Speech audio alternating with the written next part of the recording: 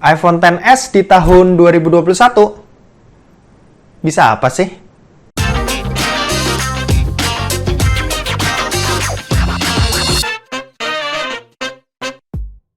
Halo guys, balik lagi sama Kuliah Sore.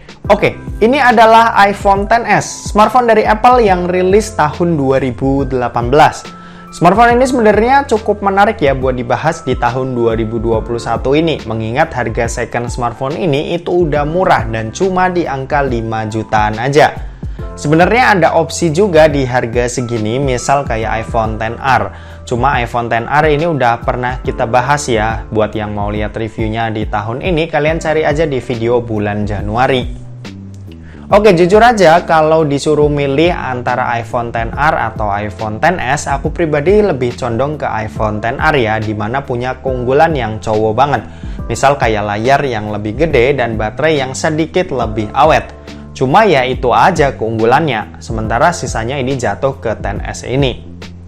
iPhone XS ini hadir dengan desain yang masih tergolong cakep dan mewah buat dilihat. Material kaca di bagian belakang bodinya dan frame aluminium di sisi-sisinya ini menunjukkan kalau ini adalah smartphone yang emang punya nilai tinggi.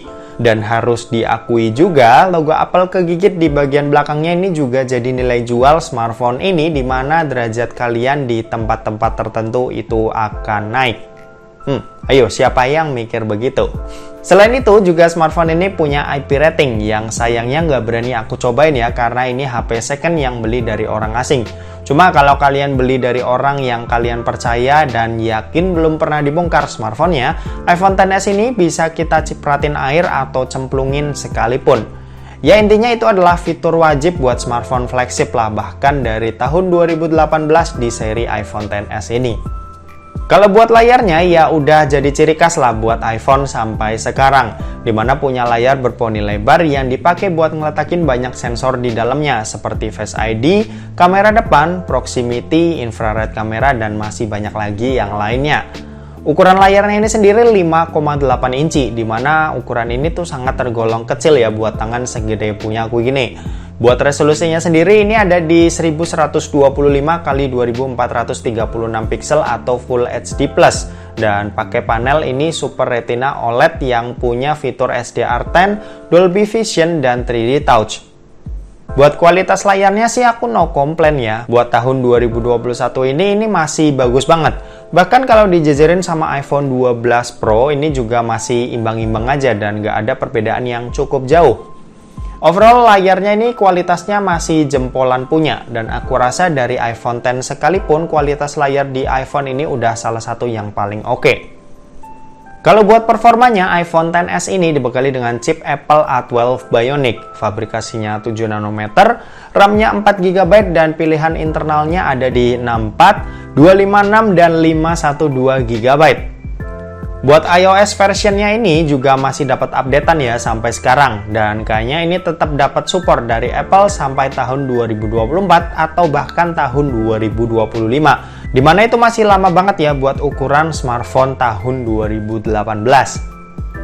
Buat dipakai kebutuhan manusia normal kayak buat chattingan, main sosmed, foto-foto, nonton film, dan sebagainya, ini tuh masih aman dan lancar banget. Semuanya itu masih kerasa smooth meski di iPhone XS ini belum pakai refresh rate tinggi. Sementara buat dipakai main game, iPhone XS ini juga masih ngacir banget nih.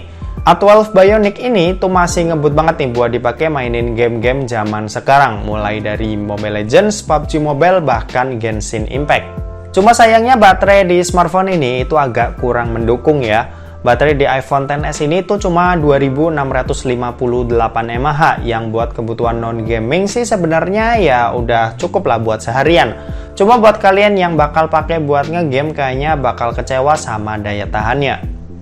Nah, terakhir nih, kalau urusan kameranya, iPhone XS ini dibekali dengan setup dual kamera, di mana punya kamera beresolusi 12 megapiksel pada kamera utamanya dan 12 megapiksel pada kamera telefotonya. Kalau di bagian depan ini ada satu buah kamera yang punya resolusi 7 megapiksel. Buat hasilnya nggak usah ditanya lagi lah, mulai dari dynamic range, detail gambar, sampai saturasinya ini udah bagus banget dan masih kerasa flagshipnya.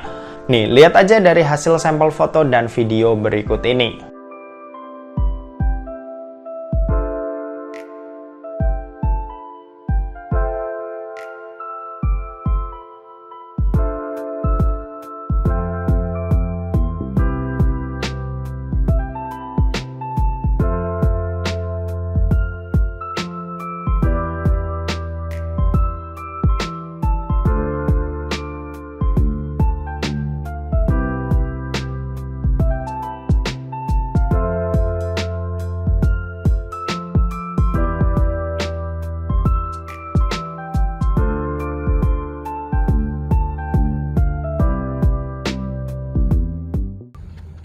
Oke, ini perekaman video iPhone XS direkam pakai resolusi 1080p 30 fps.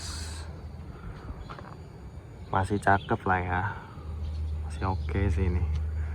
Oke, kita ke sana.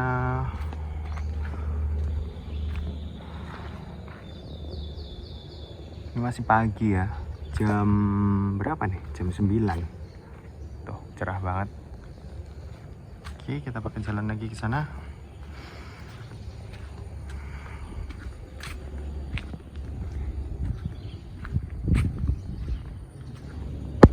Oke, kalau ini perekaman video kamera depannya dari iPhone XS. Dynamic range-nya kayak gini ya. Muka kelihatan cukup jelas, yang belakang terangnya juga nggak over. Masih oke lah.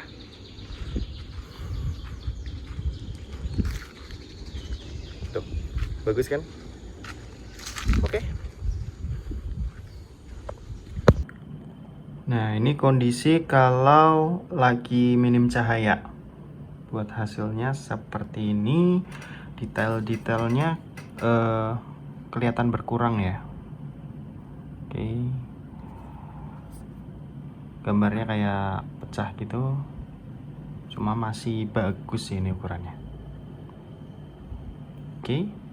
Nah, kalau ini adalah perekaman video kamera depannya saat di dalam ruangan di kondisi yang cukup gelap, bisa dibilang minim cahaya. Hasilnya seperti ini. Kalau aku lihat di previewnya sih ya masih oke. Masih gambar masih tertangkap dengan cukup baik, meskipun nggak sebaik saat di luar tadi ya. Oke, kurang lebih buat hasilnya seperti ini. Kita balik ke studio. Let's go. Nah, kesimpulannya iPhone XS ini jelas masih worth it banget buat tahun 2021 ini. Apalagi harga secondnya sekarang cuma ada di angka 5 jutaan aja, yang itu masih tergolong murah. Cuma buat kalian yang bakal pakai buat ngegame, mending lupain iPhone XS ini dan beralih aja ke iPhone XR yang lebih pas. Oke, mungkin segitu aja buat video kali ini. Terima kasih buat yang udah nonton video ini. Jangan lupa buat like, komen, dan share juga ke teman-teman kalian, supaya teman-teman kalian mendapatkan informasi yang bermanfaat dari kuliah sore. Oke, terima kasih yang udah nonton video ini sampai habis, dan sampai jumpa di kuliah selanjutnya. Bye-bye.